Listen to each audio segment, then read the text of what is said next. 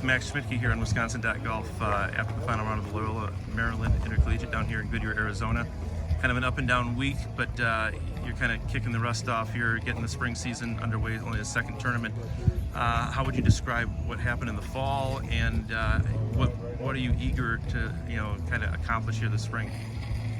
I think the fall was pretty consistent is how I would describe it. I felt like I kept the same feels going. I had the same kind of perspective on my game throughout the fall, and I was able to carry that into the spring so far, and definitely worked on my mental game a little bit, kind of solidified some belief things, and through 2 events here in the spring, it feels good. Kind of challenged a little bit this week with the results side of things, but we'll reflect on it and we'll get better.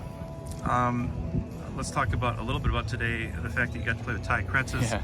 I'm not sure, a field of this size, to have 2 Wisconsin guys in the same group is probably statistically not, in our favor, but it worked. What was it like playing with him? And obviously you've seen a lot of them during the summertime. You both have been in, deep in the pairing in a lot of summer tournaments. Yeah, it's awesome. I always like playing with Ty. He's a great guy, fun guy to play with, very classy. So when I saw that we were paired together, I was looking forward to it. It's always a good walk with him. We shared some good stories. Kind of talked about the fall, the spring schedules for each of us, and we'll be over at their event in Vegas here in a couple weeks, so looking forward to seeing him again.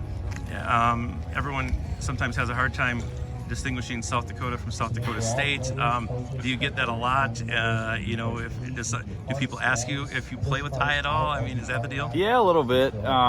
People that know myself or know Ty kind of have the distinction down, but traveling in the airport, it's always kind of hit or miss, People have a connection to South Dakota, and it's kind of a weak one, so they don't know if it's USD or SDSU, but yeah, we roll with it.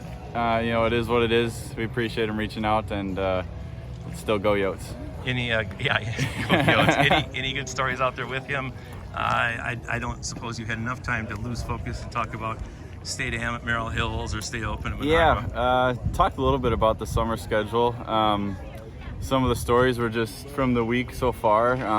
Really firm greens made for some interesting approach shots and shots around the green. So, just kind of things you don't typically see. We talked about some big bounces with wedges, kind of one-hopping greens and stuff like that. But yeah, good walk, good laugh. I like playing with them.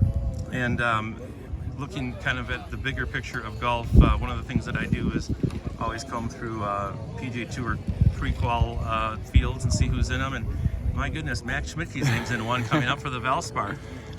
What prompted your decision to try a pre-qual, and what do you hope to learn from it?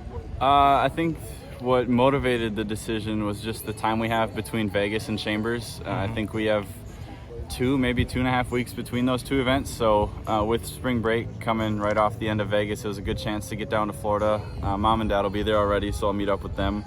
And honestly, just stay competitive. It'll be a new environment for me in terms of what you're playing for, but at the end of the day, it's the same game. So kind of headed there with the mindset that I have what it takes and just learn a lot, just soak in what I can and see where it goes. And normally when I see that, I think, oh gosh, it's that time. He's going to turn professional sometime this summer. And then my sources out in the course tell me there might be yet another year of Max Schmidtke in college golf. Yeah. Really? A 6th year? There will be. Probably going to be the oldest student athlete on campus, but it's okay. It kind of lined up, right? On the academic side of things, I'll do a 1-year grad program and get that finished, so I don't have to come back later on. And on the golf side, it just allowed me to continue developing as a player and kind of feel things out. So at the end of that road, when that time comes, we can think about the next step. Would you entertain an idea of playing professional golf, or would you, given the amount of time you spent at Whistling Straits, try to get on the business side of this game? It's going to be a tough decision, right? Dreams have been playing as long as I can remember, but it'd be almost foolish not to consider that side of things with how long I've been at Kohler and Whistling Straits and the great friendships and connections I made out there. So a lot of it'll just be, reliant on my faith and feeling things out in the moment and trusting that I'll make the right decision. And I couldn't help but notice how casually you dropped in there that, Vegas and then Chambers. Do you ever drop that with the Schmidtke down at Marquette and compare where you're going on your schedule? Because if you can keep saying Vegas and Chambers back to back, yeah, that's not a bad deal. It's not bad at all. We have a really great schedule and fortunate to see some good teams, on our rota. He's got Puerto Rico on me. I didn't get out there, but for the both of us, just very grateful to see the venues we do and compete on them. And consider that part of our college golf career. Awesome. Max, great job, and we'll see you soon. Thanks, Rob.